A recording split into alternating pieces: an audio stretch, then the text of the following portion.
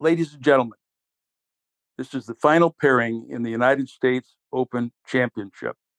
The players are Jack Nicklaus of North Palm Beach, Florida, and Chris Mascaro of Pittsburgh, Pennsylvania. Mr. Mascaro has the honor. Play away, please. Hey, next on the T Nation, thank you so much for coming back and pressing play on part 2 of season 12, episode number 22, featuring my conversation with LPGA Hall of Famer Jane Geddes.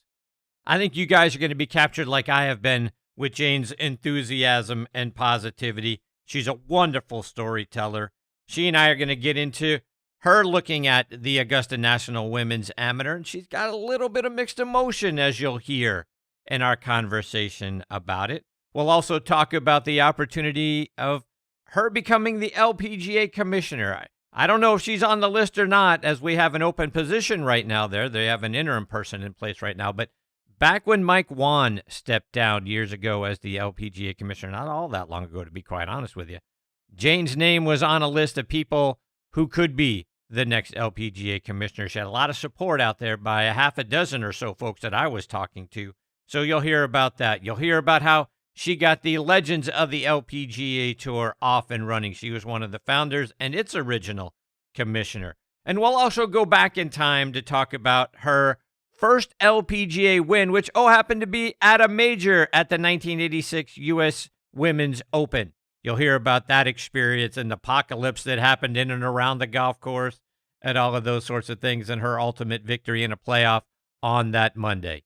So sit back, relax, let us take your mind off everything else going on in your life for the next hour or so.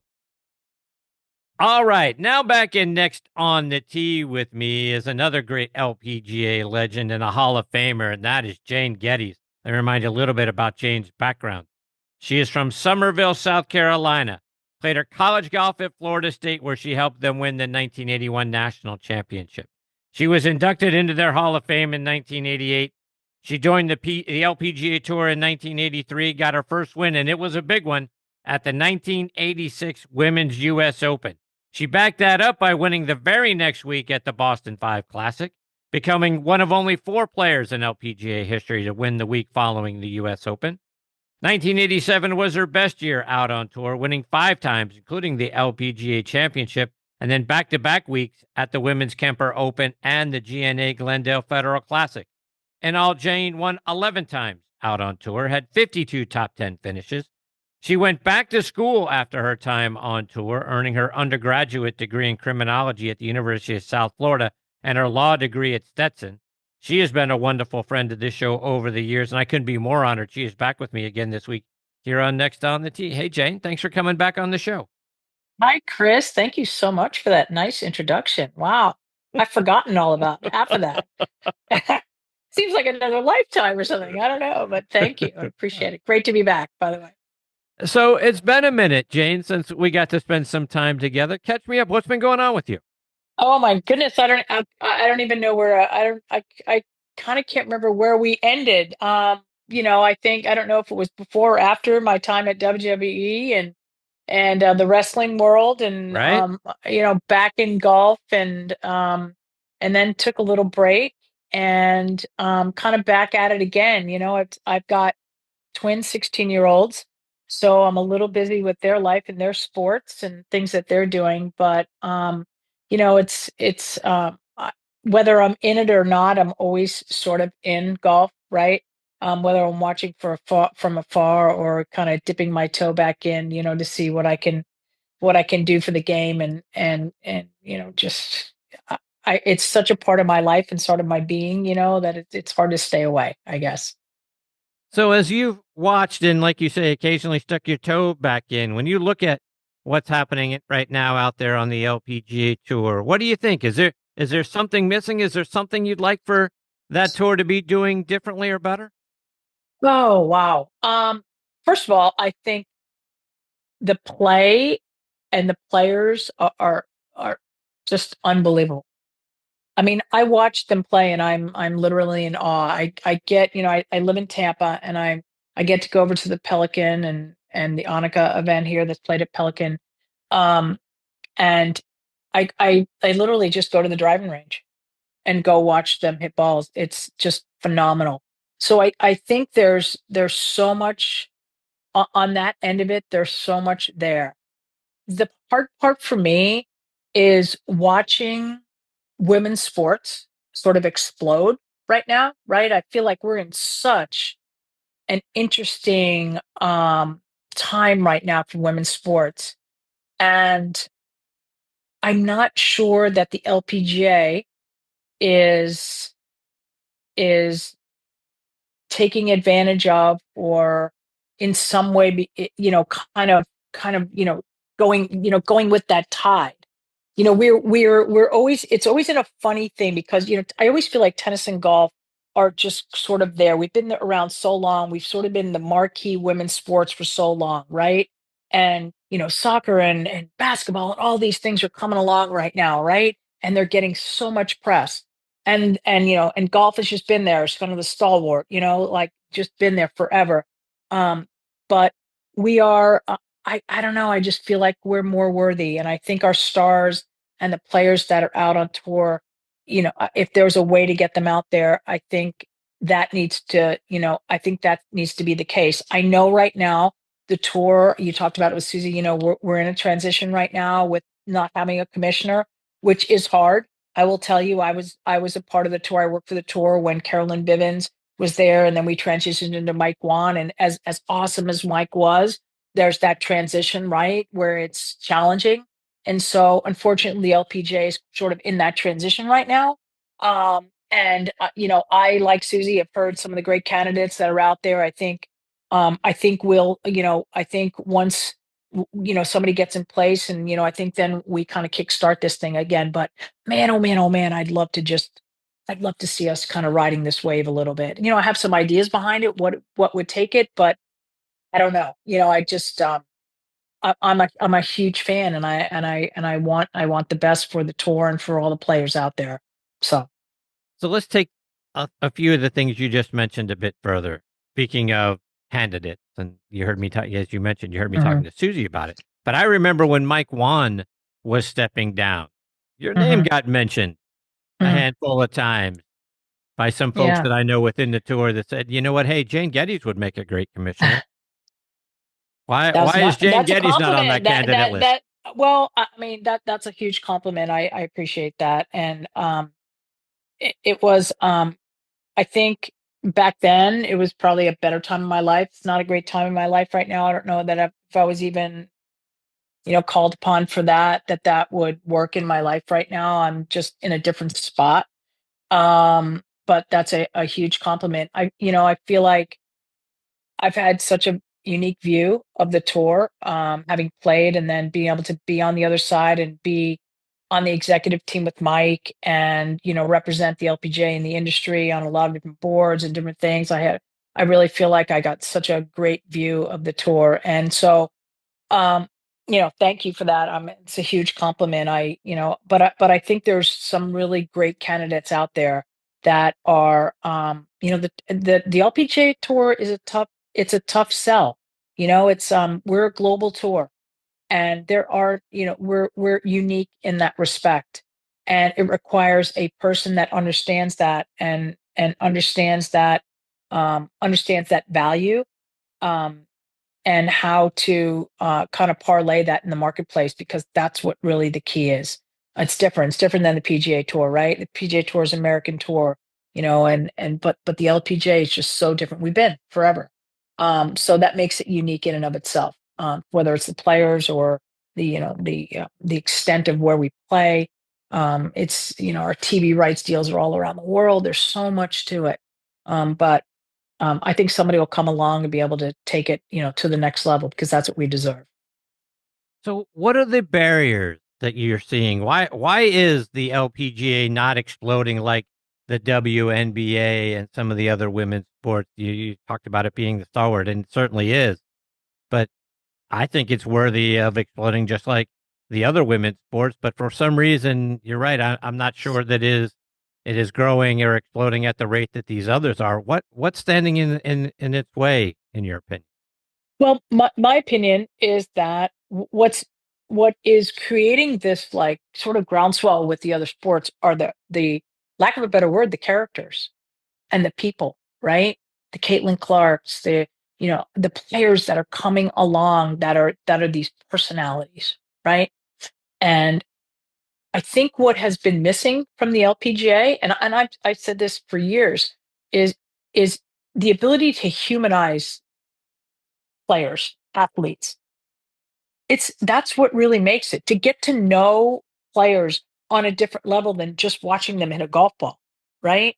I mean, we certainly, the more that you can get to know players and and and get inside who they are, I think that's what creates the interest. The challenge again with the LPGA Tour is the international component of it, where you know if the majority of tournaments that are shown in the United States, if players are not necessarily American, or maybe can't speak English, or there's the lack of um, knowledge about those players, and the lack of, again, being able to humanize those players regardless of where they're from, right? So it's that challenge of kind of bringing that sort of, how do you bring those players into the fold? How do you bring those personalities? Again, sometimes it's a language barrier, but not always, right? And humanizing them and making them stars, wherever they are, whether it's TV in America, or wherever we're televised around the world. How do you do that? How do you make those people stars in those markets? And I think that's just a huge. I think it's big. I think it's what's happening. Like I said, I mean, if the WNBA is just a WNBA without all these now personalities and stars, it's a whole different ballgame, right? And so I just don't think. I think Nelly has sort of, I think she's done a good job of sort of kind of breaking out of that and becoming somebody different. She's shows up at different places. I know she's been at, I don't know if she was at the Met Gala. I don't think she was there at the thing yesterday, but I think she was there last year. And like that all makes a difference, right? When you can cross over and be that crossover sort of, star. Jane, switching gears just a little bit, we're a couple of months north of another wonderful Augusta National Women's Amateur Tournament. And one of the other things I was talking to Susie about is I feel like we're inching our way toward a women's Masters. I mean, there was decades, right? Forever, Yeah. that women weren't allowed to be members at Augusta National. Now we have female members, and we now have this wonderful tournament. It feels like maybe down the road, I'm happy for what we have. I'm happy that their impact in the game and what they're doing to grow both the junior game and the women's game by having this tournament. But could you envision somewhere down the road, I don't know, 5 years, 10 years? I mean, we know they can hold two tournaments a year there because we saw the Masters during the COVID year in 2020 hold the event in November. Could we have a women's Masters? Oh, wouldn't that be great? I have to be honest. Yeah. Like when I watch the Augusta Amateur, the women's amateur, I get a little pang. I get like a little jealousy pang on that, because I remember that being announced and thinking to myself, really? Really? Wow. That's really interesting. That was not the LPGA that was the recipient of that, right? Um, By the way, I totally agree with Susie. Everything that Augusta has done for that event, and really truly, it has really allowed women's golf to kind of blow up on that end, on the amateur end, and certainly everything that Augusta does outside of that is spectacular. But I do get a little pang every time I watch that, and just think, wow, wouldn't it be cool if that was the LPGA? And I hope you're right, Chris. I hope that is the vision, because I think the women deserve that, and they deserve something like. There's nothing like Augusta, right? There's nothing like the Masters. I think we always called the Dinah Shore kind of our Masters, the Chevron now, our Masters, and to an extent, I think we all felt that way when we were playing it. It was a very, very special event, but nothing's like Augusta. Did you You know, get to play out there ever? okay, so here's my Augusta story. I have never played there. However, I was invited probably three different times throughout my career. I couldn't go. There was whatever, I had to go here, I had to go there, couldn't go, thinking I was going to get invited for the rest of my life, right? So right now, I will put it out there that when I invited again, I will drop every single solitary thing in my life to go play Augusta, because the fact that I turned it down multiple times is just mind blowing to me. So anyway, yeah, I could play it in my head, no problem. I feel like I could read every green and I knew exactly where to play it from watching it, from being there. But no, I've never played. It's a killer. It's a crushing question. Sorry. So I know. I'm going to get Annika to invite me over to play one of these days. So. Oh boy. Jane, as I mentioned earlier, you're a big reason why we have the Legends of the LPGA Tour. You were involved with getting it formed. Mhm. You served as commissioner there for a time. Talk about Yep. that tour, the fantastic players like you Yeah. who go out there and play in those events, and the accessibility that the fans have to Legends. I think it's the most accessible tour, if you will, Yeah. where people get an opportunity to get close to all the wonderful players out there. Yeah, I agree, Chris. It is, we grew up in an era where, the fans and people that we touched were just, the most important part of our weeks, right? And so it's so ingrained in our who we are as golfers and as tour players, that I think we're so, everybody wants to give back so much. And it is such an important part of our world. And it's great to see the Legends kind of making a comeback right now. I mean, we went through a period. I was, executive director, commissioner when, when we were going through COVID, and it was this kind of a sad time.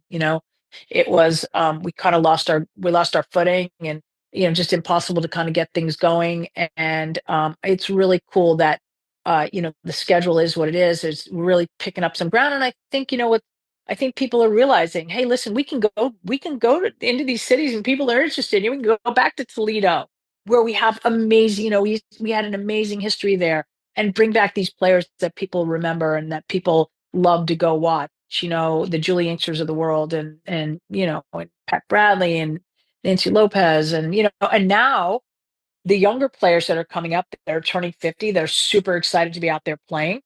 And 45 actually is the age, and so it's cool. Now we have this whole other era that's coming up.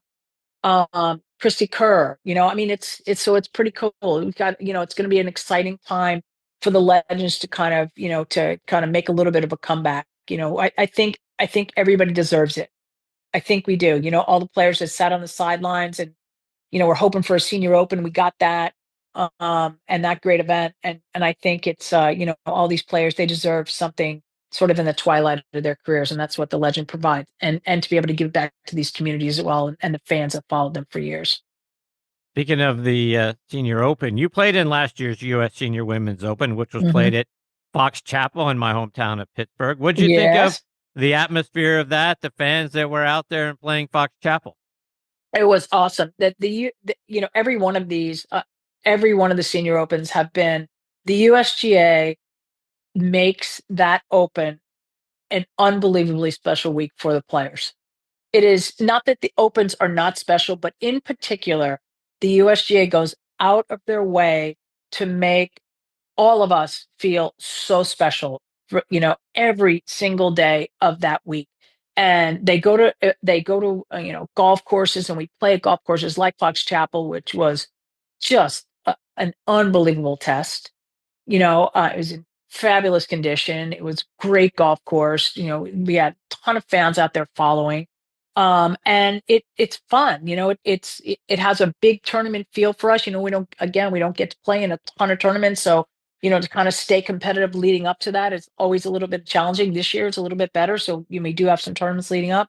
But to be able to come out there and I'm gonna echo Susie again, to try to stay in shape to play, to feel like you kind of bring your A game, that's kind of paramount when you go to a place like that. But Fox Chapel was awesome. So, and looking forward this year to going to San Diego Country Club. So it'll be another great one this year. Yeah, we're going to get to see you out there. Yeah, listen, I'm exempt, so I'm going to keep playing until they tell me I can't play anymore. That's my deal. So if they don't invite me, then I'm not going to go. And they keep telling me I can go, I'm there. So I'll be back this year. So Are you playing in any of the other events? I am. I'm playing in Woodford, in Lexington with Lisa Lett Neumann. We played last year and had a really fun week, and so looking forward to that. Fun event. We get to play a scramble for a couple of days, which is just spectacular, and have fun and play some really good golf. So it's I'm really looking forward to that. What a fun! It's a really fun event. Bunch of people. Lexington's a great kind of town for us to come. So and they put on a really nice event there. So I'm looking forward to that. And then I'll probably go back to Toledo. I won in Toledo, so that Toledo's always had a kind of a soft spot in my heart. So I'd like to go play out there in July as well. So try to get a couple events in before the Open. Jane, for the folks that haven't been with us and the other times that you've been a part of the show, I want to go back and revisit your win at the 86 US Open. It Mhm. was like the apocalypse was happening that week in It Kettering, was. Ohio. There was a train wreck with the spilled toxic waste. There was an earthquake, a plane crash. The weather Yeah. was horrible with tons of Yeah. rain. Were you feeling like the locusts and the four horsemen were about to show up? Or Yeah. as a 26-year-old kid, were you like, yeah, whatever, let's play golf? Yeah, you know what? That was my first win.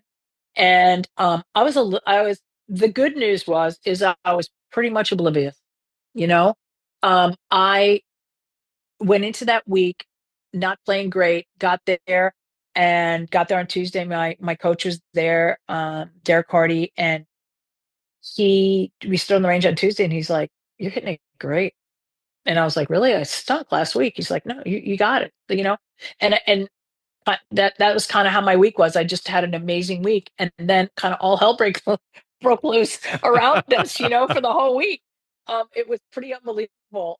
But it was, I was just hanging in there all week, and then kind of came to the end, and was tied for the lead after Sunday, and then went into a playoff on Monday with Sally Little. And I think it was interesting because Sally and I were so in different spots. Sally was like her last real opportunity to win. She had such an amazing career, and she was in the twilight of her career. And here I am, first win. I have no idea. I'm just like, oblivious of everything that's going on, and ended up winning. And it was just an amazing catapult to my career. But a crazy, crazy week. But what was cool is the Senior Women's Open went back to NCR a few years ago, and I was sort of defending champion, which was really cool. So it was such a fun week to be able to be back there and kind of relive everything on the golf course. But in my Senior Open years, so it was really cool. Nice, nice full circle moment. Yeah. And that 18-hole playoff you go into, obviously, as the USGA does, right? It was on a Monday. And I heard that you showed up very early on that Monday, so early that the USGA hadn't even gone out there yet to set up the tee markers. And you were already sitting there on your golf bag on the first tee, and they were like, "What You've are you heard doing?" that story. Yeah, Yes, like you've heard that story. like what are you Yeah, doing? And you're like, "I'm I ready to play. know. Let's go." I know. PJ Boatwright was, he was head of the USGA then. I was, I'm not a big, I was never a big warmer. I didn't warm up a lot, right? I just would hit a couple balls, go hit a couple putts, and I was ready to go. So I was literally on the tee, like you said, sitting on my golf bag, and PJ came up and was setting the tees and asked me, "What are you doing?" And I said, "I'm ready. I'm ready to go." So again, let a little oblivion there. If that were later in my career, I'm not sure that I would have been so calm, cool, collected, sitting on my golf bag on the first tee. But at that moment, I was. So more power to me, huh? For being young and blind and whatever. So it worked. Sally got up 3 strokes early in the Yeah. round, gave them all back by the time you got to 9. You actually had a 1-stroke lead after 9, and then you guys kind of jockeyed back and forth until you birdied 14 to take the lead for good. And then when you get to the 18th tee, you have a 2-stroke lead. What was it like for you on the 18th tee, 2 strokes in hand to win a U.S. Open? Well, as cliche as you could possibly be, I stood on the 18th tee, and I, of course, said to myself, as hundreds or thousands of people have said when they practice, I'm going to hit this drive, you know, for, for the U.S. Open on the 18th tee, right? And so in my head, I had hit that drive so many times. I literally went right back into that thought. Um, was I nervous? Yes. As I tell everybody, even watching Rory finish the Masters, people ask, like, "Do you think he was nervous?" I was like, "No, no, no, no, no. He was 1,000% nervous. Like, like everybody's shaking when they're winning tournaments, So, um, but yeah, it was. I mean, it's amazing. It was just an amazing, time for me, and to be able to have that two-shot lead going down the last hole. It was more scary kind of making the turn. I played the turn really well that week, and my caddy, kind of reminded me that as we made the turn, that I played the back nine well, and not to worry, we were going to play it well again. So, um, and I did. So, and the rest is history, which is pretty cool. When it was over, you went and hugged your parents who were both here. Yeah, Had to be very satisfying to walk yeah. over to both of them after such a huge accomplishment. It was amazing. They came in later. I think they came in Sunday because I was near the lead, and it was amazing. It was so special for them to be able to have that, that it's so, I was so fortunate to win the tournaments that I won, and to have my parents there at that moment, at like really my biggest win. I mean, I will forever be that was the moment, right, to win the US Open for me, and to have my parents there, because as everybody knows that plays, that it takes a village, and my parents were so supportive of me, and I started playing later in my life, and kind of sacrificed some things coming out of college and stuff, and they supported me all the way. I had to make decisions what I was going to be, a right or a left, or was I going to go, and was I going to turn pro or not, or what was I going to do? And they were right there with me. So to have them there then, um, it felt like a win for them too. And the cool thing is I was actually living at home still then. I was kind of transitioning, figuring out where I wanted to live. So when I got the trophy just lived at their house for an entire year. And my mom like put it on a table, like right in the middle of the room, and just left it there. Like it was like a trophy table right in the middle of our house. So I never really got to hold the trophy, keep it at my house, but my parents enjoyed it for a full year until I had to give it back, which was very cool. So they loved it. No It was doubt. cute. It was very cute. Yeah. So And then you go out and you win the very next week. I mean, the players must have been thinking to themselves, we're in trouble now. This girl has won the US Open and she wins the following week. yeah. What was it like for you going back to back? Yeah, I was just on fire. I mean, I just was, mentally, I went for a stretch, I went for a stretch of those 12 months, was a crazy 12 months after that of tournaments. And, it's interesting because when you're going through it, you just think you're going to do that forever. I literally thought, well, I got it. Now I got it, right? I've got it figured out. And now I'm going to play like this forever until you don't.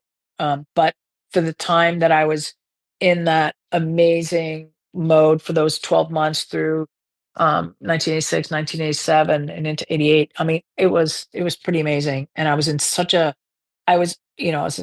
zone, and I was hitting the ball so well, and playing so well that it was, all if I got in my own way was really the only reason I didn't play well, which is a pretty phenomenal. I feel so fortunate that I got to experience that in my life and in my career. It was to be able to do that at the highest level for an extended period was pretty darn cool. And so I don't take that for granted because I know it doesn't happen to everyone, and I feel very fortunate. Jane, before I let you go, remind our listeners what you're doing now.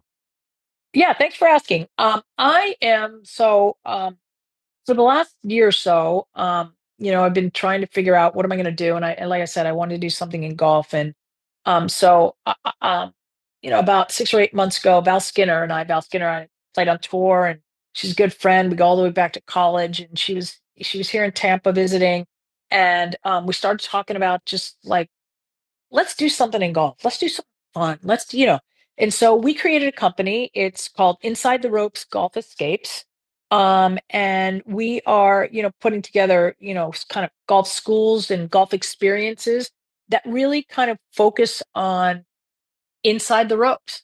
Like, yes, we stand on, I stand on a driving range with people and help and everything, but it's really about us and about taking people inside the ropes with us and playing golf and kind of getting inside our brains and thinking about what we do and doing that at really cool places.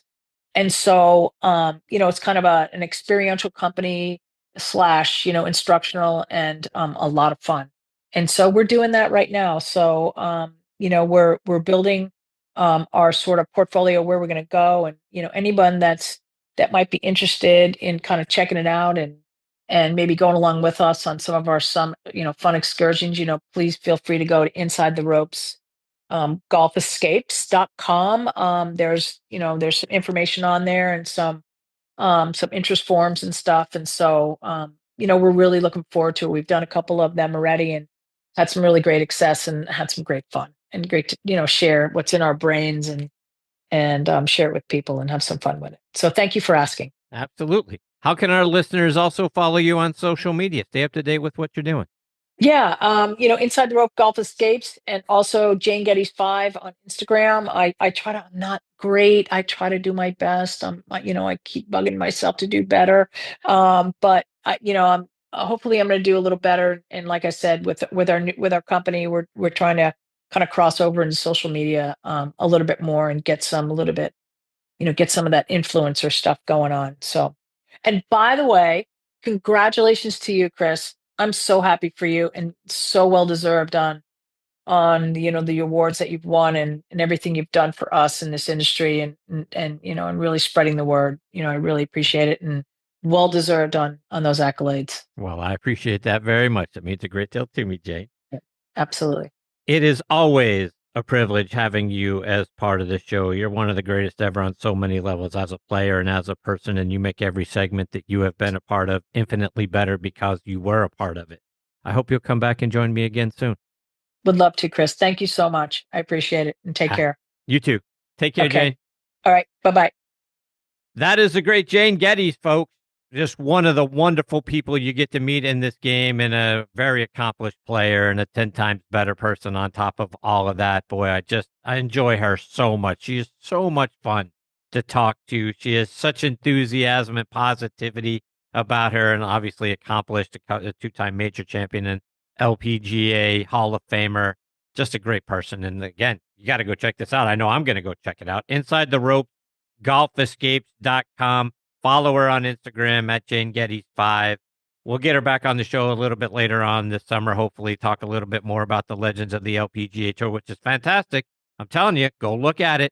You want to be kind of shoulder to shoulder with a legend of the game, you get to do that out there. I mean, you can walk with the players when they're playing in some of these events. That's how, open and accessible they are. They want you to be a part of what they're doing. They want to talk to you. How many tours can you say that about?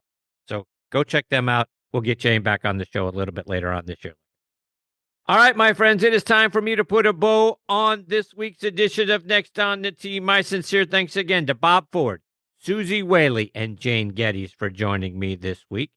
Scheduled to join me next week are, of course, Tom Patchery will be here. I'll see what I can come up with to get Mr. Cranky Pants going. A wonderful friend and one of the great course designers of our time, Bill Bergen, will be back, as will 2013 Senior Open champion Mark Wiebe.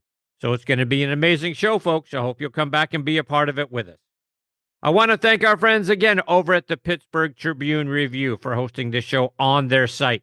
For coverage of everything going on in Western Pennsylvania, including your favorite sports, go to triblive.com, and you can find this show by then clicking on the Sports Section tab, and we're right there, front and center on the homepage of the Sports Section. Or you can click on Sports and then Podcast Network, and then you're going to get to see the Next on the Tee logo. Click on that, and many of the most recent episodes from this season are right there for you. You can also find the show available pretty much anywhere you get your podcast content, including on Good Pods, Apple Podcasts, Spotify, Amazon Music, Player.fm, and GolfNewsNet.com. And as always, my thanks to the great folks over at Good Pods for making this show one of their recommended podcasts. So please download their free app and stream your favorite podcast right there on your favorite device. But like I say each and every week, my sincere thanks go out to all of you for being the greatest supporters in the history of podcasts. I appreciate each and every one of you so very much. Until next week, hit 'em straight, my friends.